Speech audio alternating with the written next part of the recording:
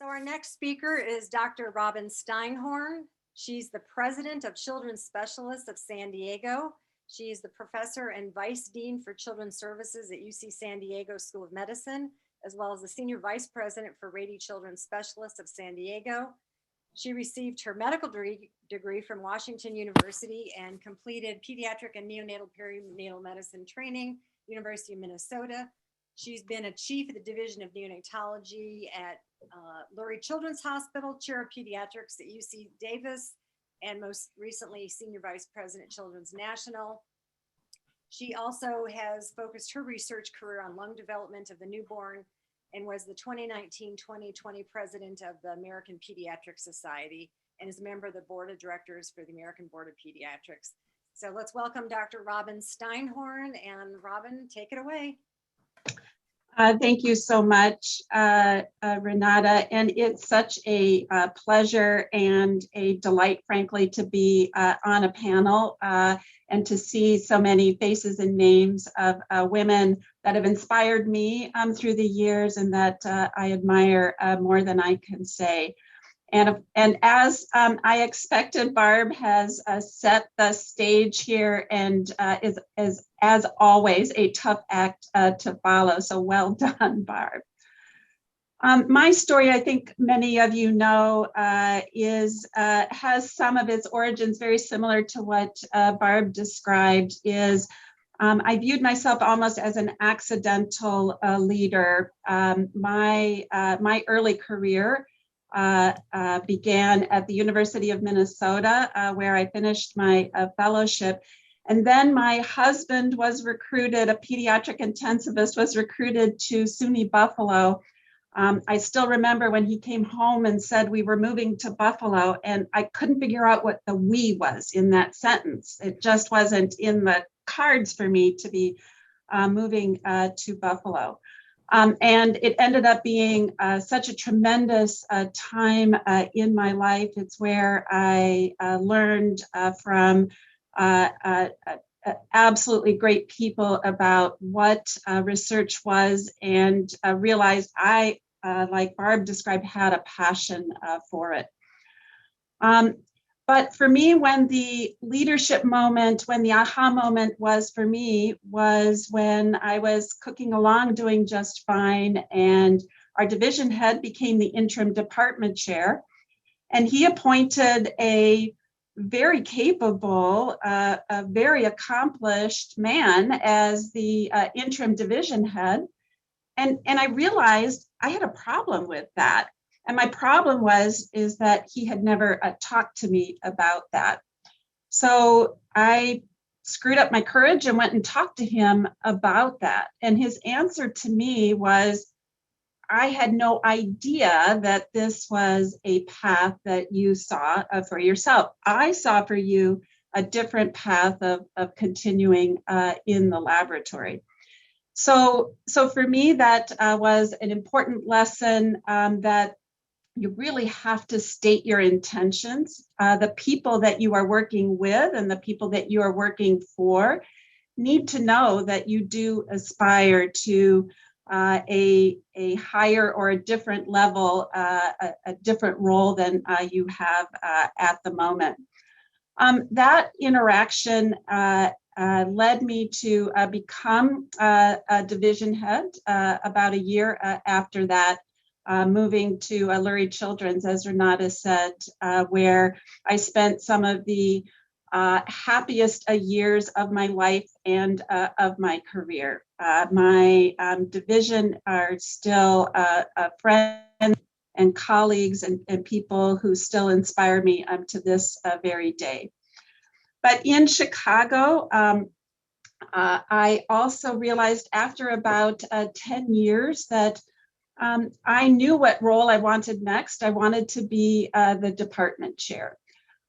Or a department chair. And I started to look for department chair positions. Some of you on this call I know suffered with me as I did that, because I called many of you as I wrestled with how to go about it. And I was given a retention offer to be the vice chair at Lurie Children's and encouraged that I would soon become the chair there.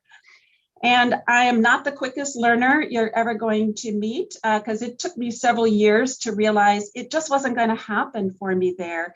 And that's when I went out and seriously looked for and negotiated for my position as chair at UC Davis. So my second point for all of you is, if you have something that you want, somebody may try to convince you that maybe you don't want that. Maybe what you want is a vice chair position. Maybe what you want is something else, but don't settle. Go for what you really want.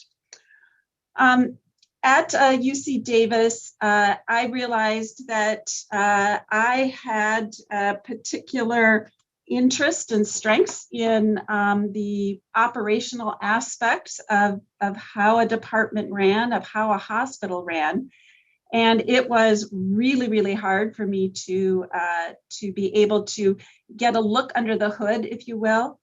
So that's why I accepted my next position at the Children's National.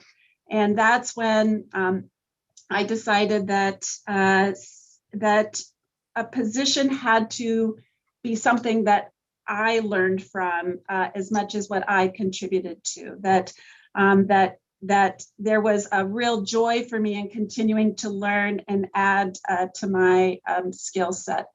And so now here I am in San Diego, running a practice of over 400 physicians, which includes surgeons, which have become some of my favorite people on the planet. I will tell you, they are such direct communicators. So as I thought about what advice I would give to you, and perhaps also what advice I would give my younger self, I would suggest the following. The first is to know your strengths. Barb made such an important point that often we feel that our strengths are not good enough, that who we are is not good enough. And I will tell you, every one of you on this call is good enough. Every one of you has strengths. You simply need to identify them, embrace them, and use them to their best advantage. There are many places you can go to look for, if you haven't done this already. I will tell you, I really didn't do this until 2013, something like that. So well into my career. And that continues to be something I go back and look at as, especially on those bad days where I'm really wrestling with what I should be doing next. The second thing I'll tell you, and I already alluded to this, is leadership, especially in this day and age, it won't necessarily fall into your lap. You have to be intentional about it. But I would also suggest there's really 3 skill sets that you need to develop, and that then you need to make sure other people know that you have. The first is managing people, and that's the best part of the job, and that's the hardest part of the job. But the days that it's really hard are the days that you have to manage conflict.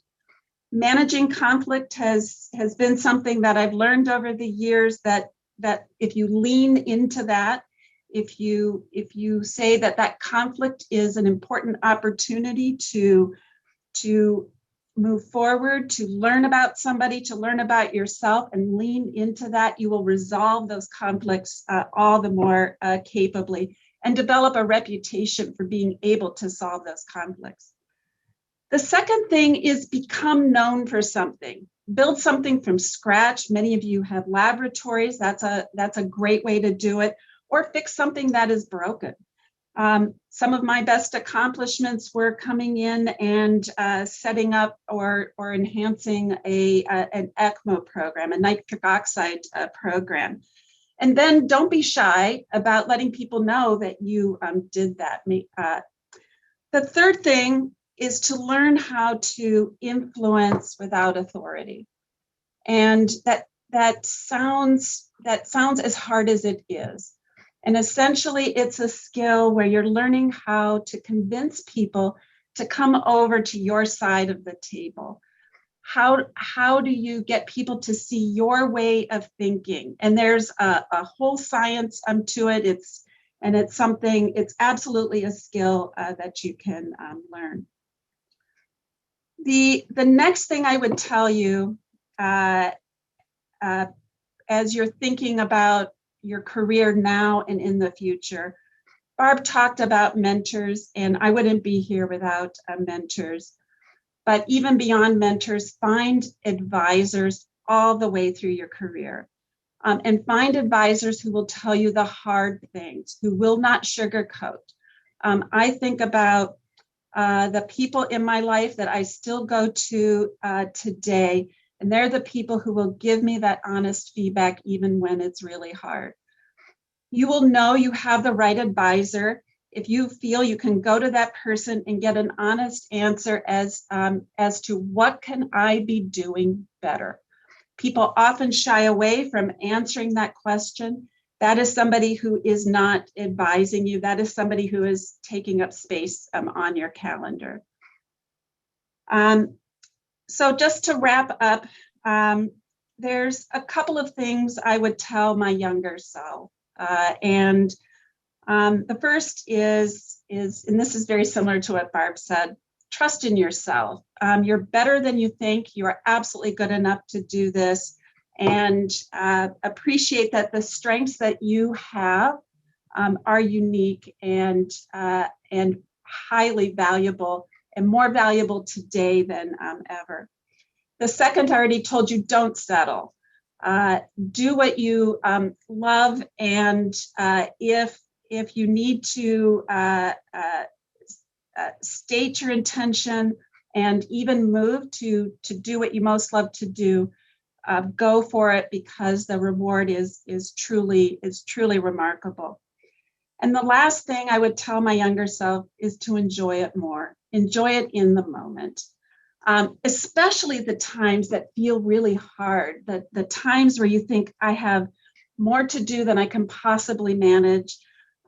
Those are the times that I look back as being, that's when I was on the path to real breakthroughs, to real accomplishments that I'm proud of even today. Thank you again, Renata, for having me here today.